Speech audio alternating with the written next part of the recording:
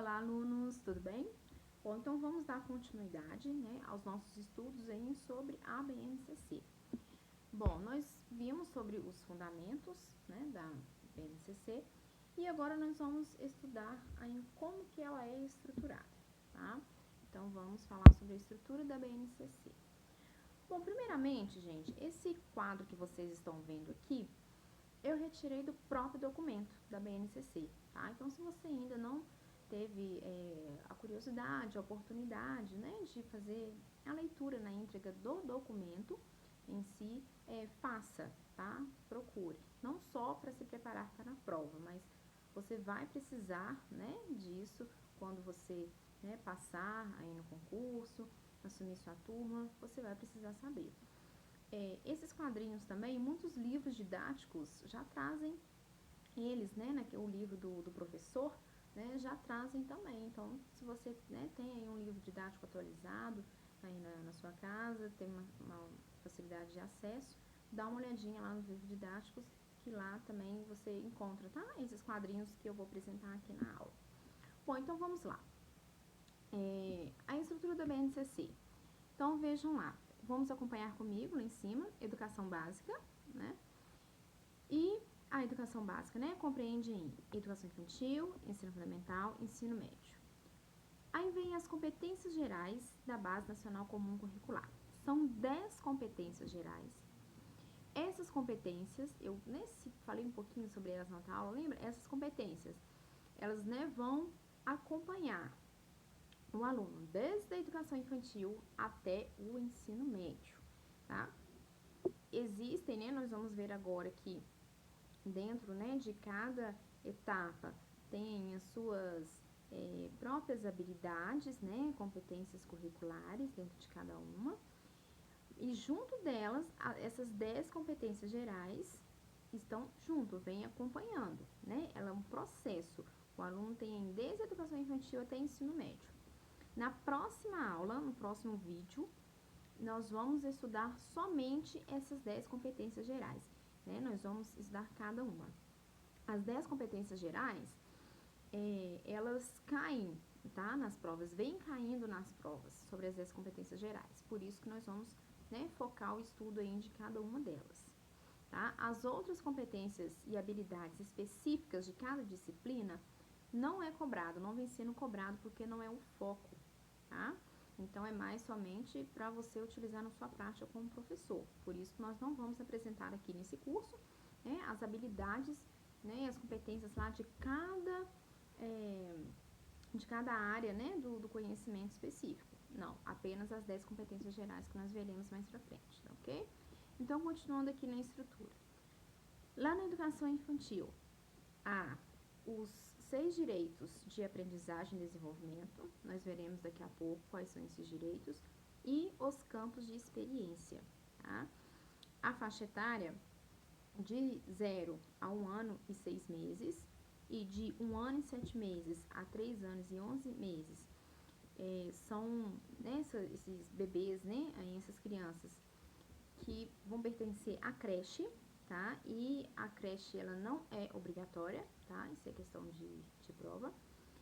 As crianças aí de 4 anos a 5 anos a 5 anos e 11 meses, eles pertencem à pré-escola, e a pré-escola é sim obrigatória. Então, a criança deve estar, né, com 4 anos, é obrigatório a criança estar matriculada na escola, e é obrigatório, né, o Estado ofertar o ensino aí a partir da pré-escola, que é dos 4 anos, ok?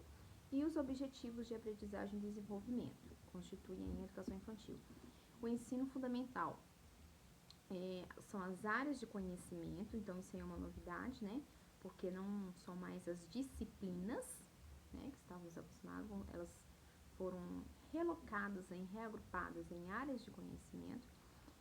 Competências específicas de cada área, né? Nós vamos ver isso também, dentro de cada área, as competências específicas.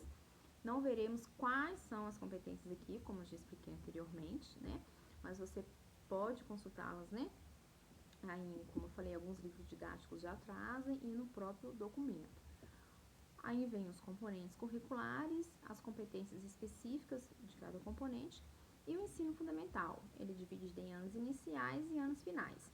Os anos iniciais correspondem do 1º ao 5º ano e os anos finais do 6º ao 9º ano. E dentro, né, separadamente, nos anos iniciais e os anos fundamentais, há as unidades temáticas, né, os objetivos de conhecimento, os objetos de conhecimento e as habilidades. Nós veremos também isso mais pra frente. E a parte do ensino médio, né, como já citei na outra aula, ela ainda não, né, está pronta, né, totalmente finalizada. Então, vamos falar aí sobre a educação infantil, tá? A estrutura da Base Nacional Curricular na Educação Infantil. Novamente, tá? Esse quadrinho aqui, esse esquema você encontra lá na base. Então, a educação infantil vem com os 6 direitos de aprendizagem e desenvolvimento. Quais são esses direitos de aprendizagem? Conviver, brincar, participar, explorar, expressar e conhecer-se. Vamos ver, tá? Daqui a pouquinho, estudar sobre cada um deles. E gravem, porque isso é cobrado em prova, tá? E os campos de experiências, né? Então, veja, na educação infantil não tem disciplinas, não tem área de conhecimento, tá? Aqui na educação infantil nós temos campos de experiências. São eles o eu, o outro e o nós, o primeiro campo. O segundo, corpo, gestos e movimentos. Traços, sons, cores e formas. Oralidade e escrita.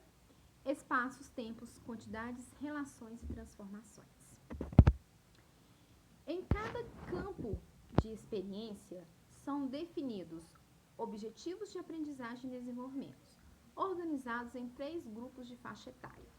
Então, são considerados bebês de 0 a 1 ano e 6 meses, crianças bem pequenas, 1 ano e 7 meses a 3 anos e 11 meses, e crianças pequenas, 4 anos a 5 anos e 11 meses.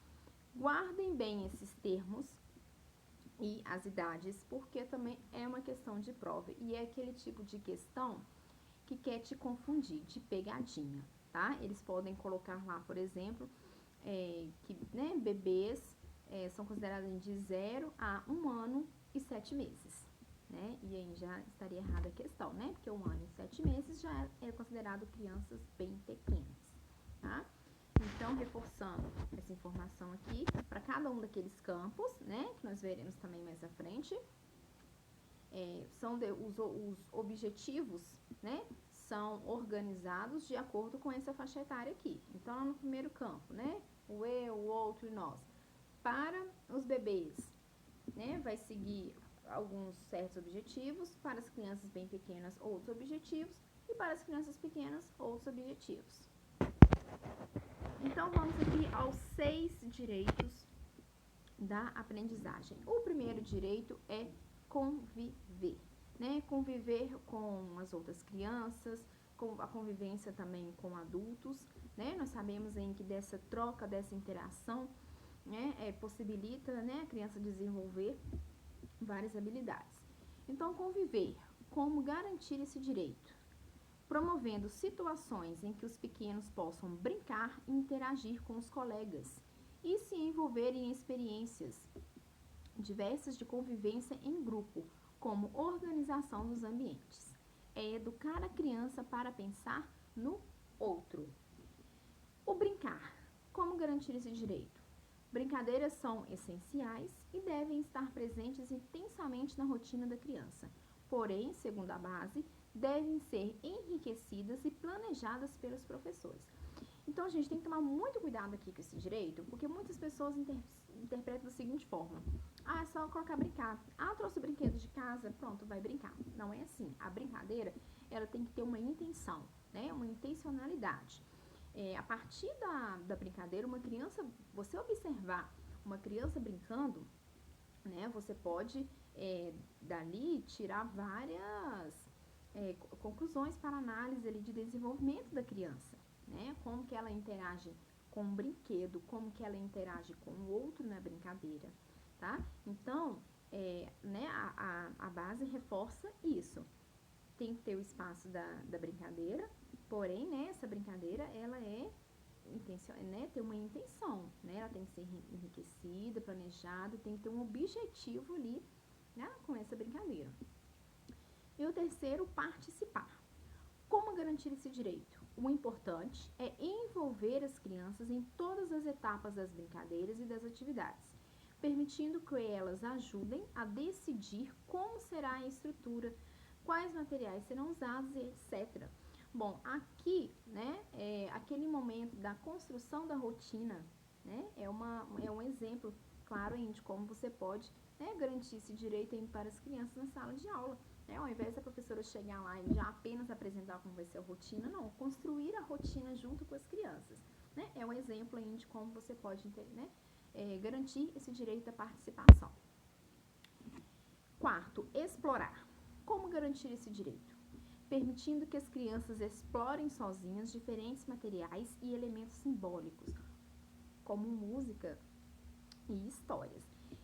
Aqui eu vou dar um exemplo com os bebês lá no maternal, né? Algumas atividades de pegar uma caixa e colocar ali elementos da natureza, gravetos, folhas, flores, né, terra, e deixar lá para eles, né, sentirem, explorarem, né, ver o que eles vão fazer com aqueles materiais, sem dar um direcionamento, né? Sem dar aquele, não, agora você vai pegar e vai fazer isso, não, sem dar esse direcionamento, né? Deixar com que a criança desperte, né, esse interesse em explorar. 5. Expressar. Como garantir esse direito? Rodas de conversas são imprescindíveis. Além disso, é interessante, por exemplo, criar conselhos e assembleias em que os pequenos votem e argumentem sobre decisões que afetam o coletivo, ajudam nessa tarefa. Um exemplo aqui, na pré-escola, né, quando surge algum conflito, né, ou algum aluno não está conseguindo, né, cumprir as regras, enfim, então uma oportunidade aí é você sentá-los em rodinhas, né, expor o problema, ouvir, né, o que eles têm, a visão deles desse problema e pedir para eles proporem soluções para esse problema, né, que está ocorrendo, um conflito que aconteceu, né, e pedir a sugestão deles. E aí, o que vocês acham que deve ser feito, né, com esses dois coleguinhas? O que eles devem fazer para eles, né, fazerem as pazes, para eles não ficarem brigando mais? O que um vai ter que fazer? O que o outro também vai ter que fazer? A outra coleguinha não está conseguindo atender todas as regras, né, as nossas regrinhas, os nossos combinados, não está conseguindo atender, né? E aí, o que vocês acham, né, que a gente deve fazer para ajudá-lo a conseguir, a cumprir os combinados, né? São alguns exemplos aí desse item 5. E o 6, conhecer-se, né? Como garantir esse direito? Momentos do banho, da alimentação e da troca de fraldas são ricos para essa aprendizagem. Ao sentir-se cuidado e ao aprender a cuidar de si, a criança desperta consciência sobre o seu corpo, por exemplo. Então, o conhecer-se aqui, né, vai desde o conhecer-se do corpo, né, dos cuidados com o próprio corpo, né, ao conhecer-se também na questão das emoções, né, conversar, expor, né, para as crianças também a questão de como nós nos expressamos através das emoções, tá? E além de, claro, do cuidado com o corpo. Então, vamos agora para os campos de experiência. Bom, então, o primeiro, o eu, o outro e o nós. Destaque-se experiências relacionadas à construção da identidade. Tá, gente? Então, esse campo aqui, né, ele vai propor aí atividades, né, para crianças se conhecer, né, e conhecer os outros, né, a questão da subjetividade, né, construção das relações permeadas por interações positivas, vínculos profundos e estáveis com os professores e os colegas, né, então aquelas atividades bem típicas, né, do nome, do sobrenome, né, da história do porquê desse nome, do porquê desse sobrenome, né, a questão da aparência, né, o autorretrato. 2. Corpo, gestos e movimentos. Revela a importância de que crianças devem viver experiências com diferentes linguagens, como dança e música. Coloca ênfase nas experiências que estimulam a exploração do espaço com o corpo e diferentes formas de movimentos, né? Então, como aqui mesmo diz, né, é expressar-se, né, através de outras linguagens, né, como a dança e a música. 3. Traços, sons, cores e formas. Ressalta, né, as experiências com as diferentes manifestações artísticas, culturais e científicas e que promovam a sensibilidade investigativa da criança. Valoriza a ampliação do repertório musical e a exploração de diferentes objetos musicais. 4. Escuta, fala, pensamento e imaginação. Realça as experiências com a linguagem oral, como as conversas e cantigas, incentiva experiências como a leitura de histórias e ainda a linguagem escrita, convidando a criança a conhecer os detalhes do texto e das imagens e a ter contato com os personagens e imaginar cenários. 5. Espaço, tempo, quantidades, relações e transformações. ênfase está nas experiências para a construção de noções espaciais e em relação ao tempo, de ordem temporal e histórica. As crianças devem entender que os números são recursos para representar quantidades. E é importante favorecer a construção de noções relacionadas à transformação de materiais, objetos e situações, que aproximem as crianças da ideia de causalidade. Então, gente, resumindo aqui, vocês veem que todas buscam aqui a participação efetiva das crianças, né, a construção, né, e é todo um processo, né, e todos se complementam. E tudo, né, na educação infantil tem esse olhar aí de intenção, tudo tem uma intencionalidade, tudo há um objetivo, né, e buscar ao máximo a participação da criança para que aquele aprendizado, né, para ela ali se torne algo concreto, né, não fique só no abstrato. Então, agora nós vamos para a estrutura da BNCC no ensino fundamental. Bom, então, as áreas do conhecimento, né, lembra, não são mais disciplinas, né, vão serem por áreas do conhecimento. Então, a primeira área é a área das linguagens. Tá? E aqui das linguagens são formadas pela língua portuguesa, educação artística, né, artes, educação física e língua inglesa.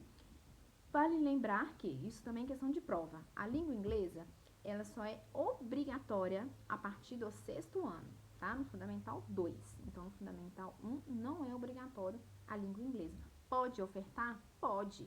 Né? As escolas particulares em si, a maioria, até as públicas também, né? Algumas possuem o inglês no Fundamental 1, mas não é obrigatório. A obrigatoriedade é a partir do 6º ano. A segunda área do conhecimento, matemática, composta aí, né, somente pela matemática. Ciências da natureza, composta aí, né, pelas ciências. Ciências humanas, que é composta por geografia e história. E ensino religioso. O ensino religioso, ele não é obrigatório, tá? Ele é facultativo. Então, aqui algumas informações importantes, né? Anos iniciais do 1º ao 5º, anos finais 6º ao 9º, língua inglesa obrigatória a partir do 6º, ensino religioso facultativo, e o número das habilidades não são em hierarquia, né? Dentro de cada uma das áreas, né, do conhecimento, existem as habilidades, né? Eu vou mostrar aqui daqui a pouquinho um exemplo. Tem lá habilidade 1, habilidade 2, habilidade 3, 4 e por assim vai. Essa ordem não é uma hierarquia, não é que você tenha que trabalhar primeiro a habilidade número 1, para depois trabalhar a habilidade número 2, não. Isso é uma questão de ordem mesmo, de organização. Você pode trabalhar primeiro a habilidade 30, né, e depois trabalhar a habilidade 1, né, não precisa ser exatamente na ordem, não. Então, vamos falar um pouquinho agora, né, sobre unidades temáticas, objetos de conhecimento e habilidades. Os objetos de conhecimento são os conteúdos, tá? Então, o conteúdo é o objeto de conhecimento. Conceitos e processos organizados em diferentes unidades temáticas. Então, os conteúdos, eles, né, a forma como eles organizam são as unidades temáticas, que possibilitam o trabalho multidisciplinar e são aplicados a partir do desenvolvimento de um conjunto de habilidades. Agora, vou mostrar aqui um exemplo, tá? Esse quadrinho aqui, por exemplo, ele está presente nos livros didáticos, tá? Do professor. Então, observem como vem lá, né? Unidade temática, vejam um exemplo. Esse aqui é ciências, tá? Do primeiro ano. Unidade temática, vida e evolução. Objetos de conhecimento, corpo humano, respeito à diversidade, né? Então, ou seja, o que nós vamos estudar, né? Ali, o corpo humano, respeito à diversidade. Quais habilidades, né? Que vai trabalhar aqui? Então, tem a habilidade 2, a 3 e a 4, né? Localizar, nomear e apresentar graficamente, por meio de desenhos, partes do corpo humano e explicar suas funções, discutir as razões pelas quais os hábitos de higiene do corpo, lavar as mãos antes de comer, escovar os dentes, limpar os olhos, nariz, as orelhas, são necessários para a manutenção da saúde, né? Comparar características físicas entre os colegas, reconhecendo a diversidade, a importância da valorização, do acolhimento, de respeito às diferenças. Então, esse modelozinho aí, né, todas as áreas do conhecimento vão possuir, tá? A sua. E aqui, vocês observaram lá, né, como que vem apresentado aí a habilidade, né? Isso aqui também pode ser uma questão de prova, tá, gente? Então, o primeiro par de letras ali, ó, o EF, significa ensino fundamental, tá? Se fosse lá da educação infantil, né, estaria, né, com o EI, né, educação infantil. Então, o primeiro par de letras indica a etapa do ensino, tá? Se é educação infantil, se é ensino fundamental, ou EM se for ensino médio.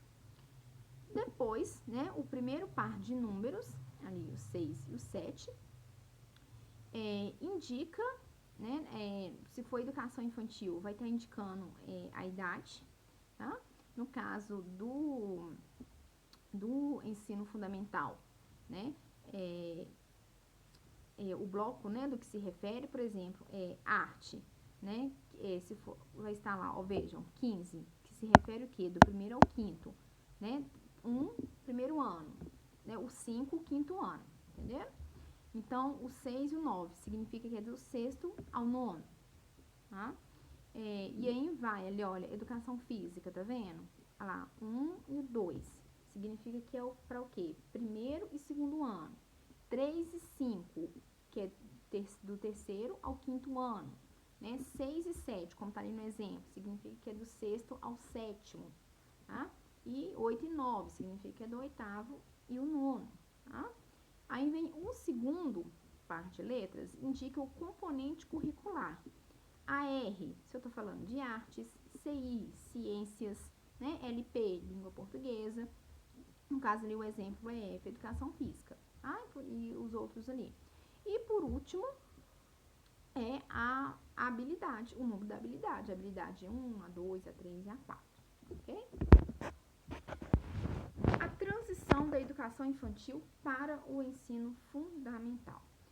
A transição entre essas duas etapas, né, da educação básica, requer muita atenção para que haja um equilíbrio entre as mudanças introduzidas, garantindo a integração e a continuidade dos processos de aprendizagem das crianças, respeitando suas singularidades e as diferentes relações que elas estabelecem com os conhecimentos, assim como a natureza nas medidas de cada etapa.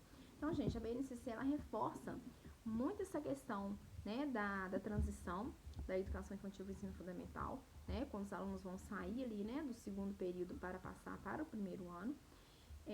Gravem bem essa palavra, né, equilíbrio, né, que eles falam, tem que ter um equilíbrio nessa transição. Isso significa o quê, né? Você já ir preparando a criança, né, já lá no segundo período, né, já ir preparando ela, né, para algumas mudanças que irão ocorrer quando for para o primeiro ano. E quando ela for recebida no primeiro ano também, ser considerado, né, levar em conta que ela está acabando, né, de sair ali da educação infantil. né? Então, ter todo esse cuidado, esse acolhimento, né? É muito importante, a BNCC fala isso, de ter o diálogo entre os professores, né? O professor que acompanhou ali no segundo, né, período e o professor que irá recebê-lo, né, as crianças ali. É importante que eles tenham um diálogo, tá? Não só pela questão de comportamento da criança, mas todo o histórico da criança, né? É importante ter os registros, né, em forma de portfólio, até justamente para isso, tá ok? Então, eu aguardo vocês agora na terceira parte da aula, tá? Que nós iremos falar sobre quais são essas 10 competências gerais da BNCC. Então, um abraço e